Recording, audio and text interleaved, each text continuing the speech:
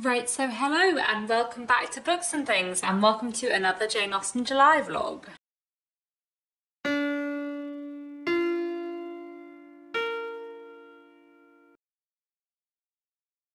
So hello, it is Monday evening, I think it's the 25th of July today, and I thought I would kick off another Jane Austen July vlog. I haven't actually managed to vlog for the last 3 days, so I think when my last vlog finished it was a couple of days ago, just because I was away for the weekend and had lots of stuff going on, so I didn't manage to vlog anything, but I thought I would carry on today. So what I was reading at the end of the last vlog, I was at that point halfway through Waverly by Sir Walter Scott, and I had also been listening to Written in the Stars by Alexander Belfleur on audiobook. So over the weekend I did manage to finish off Waverly, which actually I got through much faster than I was expecting, and I really enjoyed it. I really liked it, so I definitely think I will read more Walter Scott in the future. I think I probably slightly prefer The Talisman to this. I think in general I would say that like the characterization and the character relationships in Walter Scott I find really interesting, but like the kind of political military stuff I find slightly less interesting. So I don't know if there are some of his books which have less of that in. But then I don't know, I found that stuff more interesting in The Talisman, I would say, than I found in Waverly, which is about like the Jacobite uprising. But possibly that's just because of the like subject, I'm not sure. I still found it really interesting and I'm glad that I read it. And then while I was away for the weekend, I came across a bookshop in a van, which was very cool. It's just like a bookshop like in the back of a minivan, and I should have vlogged it and taken some video footage of it, which obviously just did not occur to me. I did take some pictures, so I'll put them on the screen now. And this little moving bookshop did like secret books, you know, when they've got a book wrapped in brown paper and you don't know what the book is, and one of them said that it was an 18th century gothic novel, and I was like, oh, I'll pick that up, maybe it'll be good for Jane Austen July.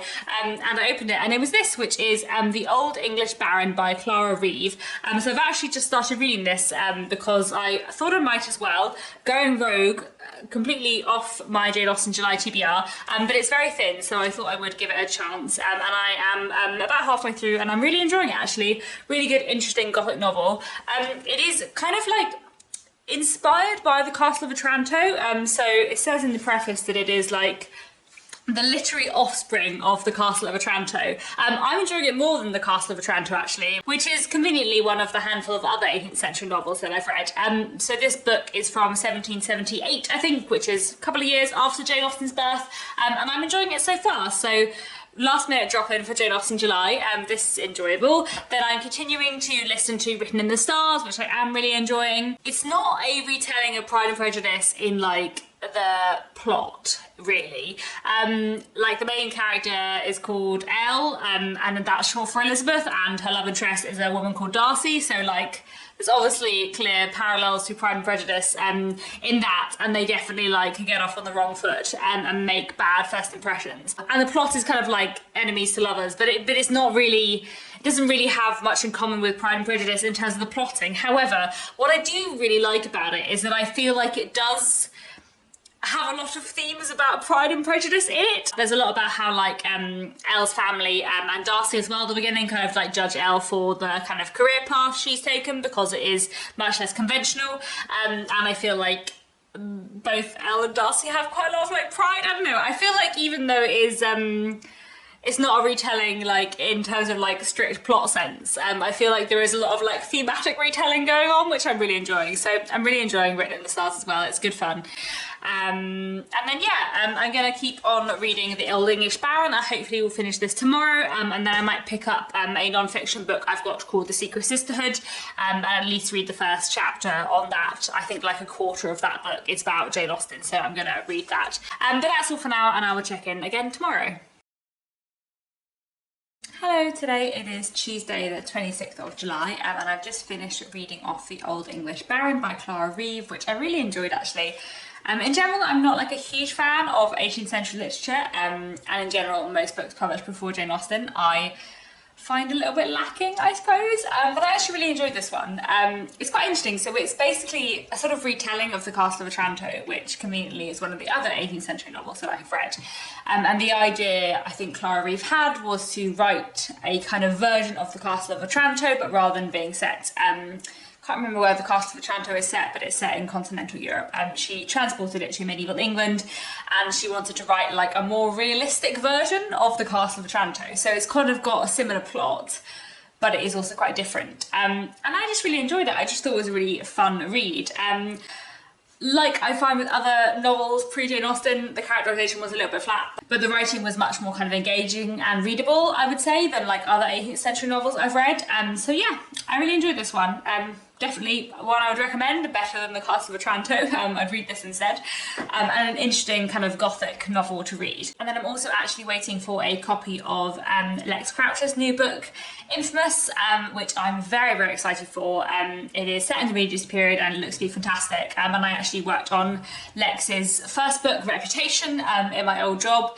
I work as an editor, if you don't know, and I really enjoyed working on their book, Reputation, so I'm really excited for Infamous. And I pre-ordered it and it came out last week, but Waterstones were having like some problem with their system, so it hasn't arrived yet, but it's supposed to arrive tomorrow, and I will probably pick that up tomorrow as well if it does arrive. So that's all for now, and I will check in again soon.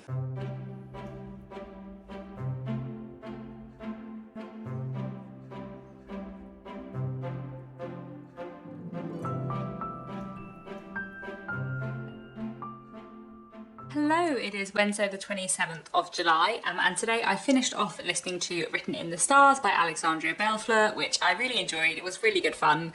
Really nice rom-com that was very sweet and cute and like had some really emotional moments in it, so I really thoroughly enjoyed that. It wasn't super Pride and Prejudice-y, so I really enjoyed it, but it wasn't like as on brand with Jane Austen July as I thought it might be. I feel like it was mostly just a really great enemies to lovers rom-com with a bit of fake dating thrown in, which I really, really enjoyed. But I would probably recommend it as a general read rather than a Jane Austen July read. It was really good fun. And then I've also read the kind of introduction of A Secret Sisterhood, which I thought was really interesting, so I'm really looking forward to reading this. I think this will be a really fun read, and I'm gonna hopefully read the chapter on Jane Austen, or the 3 chapters on Jane Austen and Anne Sharp's friendship tomorrow. And then today, this arrived in the post. This is Infamous by Lex Croucher, which I'm hugely, hugely excited to read. I think this is going to be excellent fun, so I'm going to start this immediately tomorrow, because I just can't wait. I think this is going to be excellent, and I'm just really, really excited. But anyway, I really enjoyed Written in the Stars, and yeah, super, super excited to read Infamous in the last few days of the month, and at least to read a bit of The Secret Sisterhood too. And I think that'll probably be all I will get read for the rest of July, but we'll see. That's all for now, and I'll check in again tomorrow.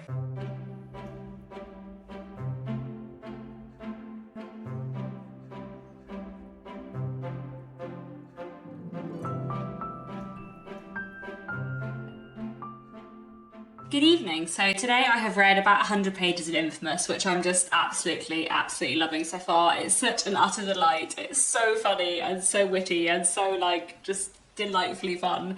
So this is hugely fantastic, and yeah, I'm just hugely excited to keep reading this. I'm sure I'll try and finish this off before the end of July. There's 3 days left. I can definitely do it. This is so good and so readable, and yeah, I just love it. It's just so funny. So I'm kind of neglecting The Secret Sisterhood because I just really want to read through this and power through it because it's so good.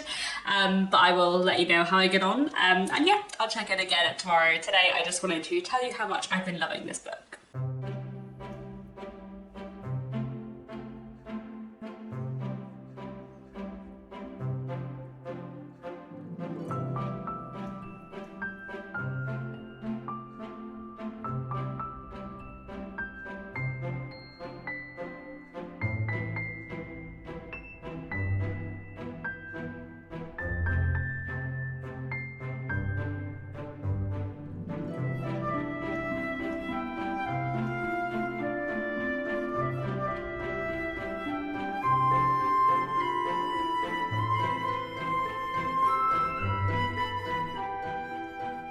It is Saturday the 30th of July, so just a day and a half left of Jane Austen July to go, and so I'm over halfway through Infamous now by Lex Croucher, which I'm just absolutely, absolutely adoring. It's just such a joy.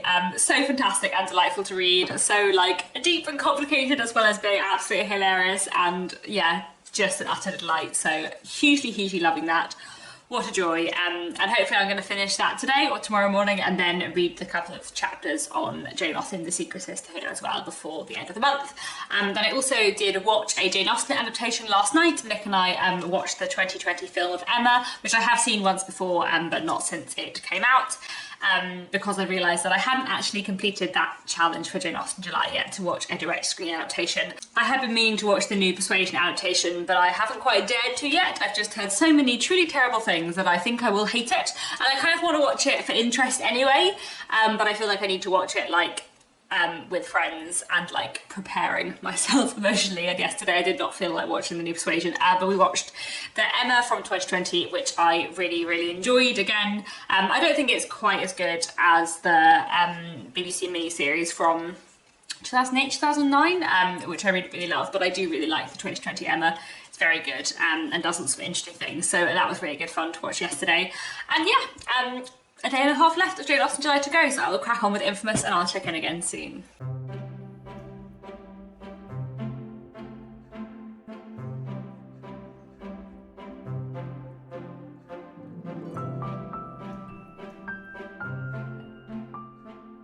Hello, it is the final day of July and I've just finished Infamous and also finished reading the sections on Jane Austen in The Secret Sisterhood. So Infamous was just absolutely incredible and so delightful, and I loved it hugely, very much as Reputation. It was just, yeah, so good, such a delight, so fun, but also so deep. What I really love about what Lex Croucher does with their Regency like rom-coms and Regency set stories, they're not exactly rom-coms, but they kind of are. What I really love is that Lex's books are so modern, but also like really engage with the Regency as a time period, and I just really like how that's done. I feel like it's fantastic. So highly recommend this. It was truly amazing and I just loved it. Hilarious and clever and smart and moving, and yeah, absolutely amazing. And then I've also read the first like quarter of The Secret Sisterhood, so the section which was about the friendship between Jane Austen and Anne Sharp, who was her niece's governess. I really enjoyed reading these chapters. It was especially nice because I read earlier in the month Godmersham Park, which is a novel which is about the relationship between Anne Sharp and Jane Austen in parts. The main character of Godmersham Park is Anne Sharp, so it was really nice to like read what from Godmersham Park was actually real, but also kind of what happened to Anne Sharp in the rest of her life after the novel ends. So I really enjoyed that section of The Secret Sisterhood. So I'm gonna carry this book over into August and hopefully finish it off in August, because I think the other sections will be interesting too. So that is it. That is the end of Jane Austen July, the end of my vlog. I've read some great things this month. I've read quite a lot of books and a lot of really fantastic ones. Highlights, aside from obviously rereading Jane Austen, which is always a highlight, will probably be Godmersham Park and Infamous, and also The Genius of Jane Austen, which was a fantastic non-fiction book, and really interesting and engaging. So absolutely wonderful reads this month. It's been a pretty good Jane Austen July. Do let me know down in the comments what you have read for Jane Austen July. Did you enjoy it? What was your highlight of the month? That's it for now. Thank you so much for watching, and I'll be back very soon with another bookish video.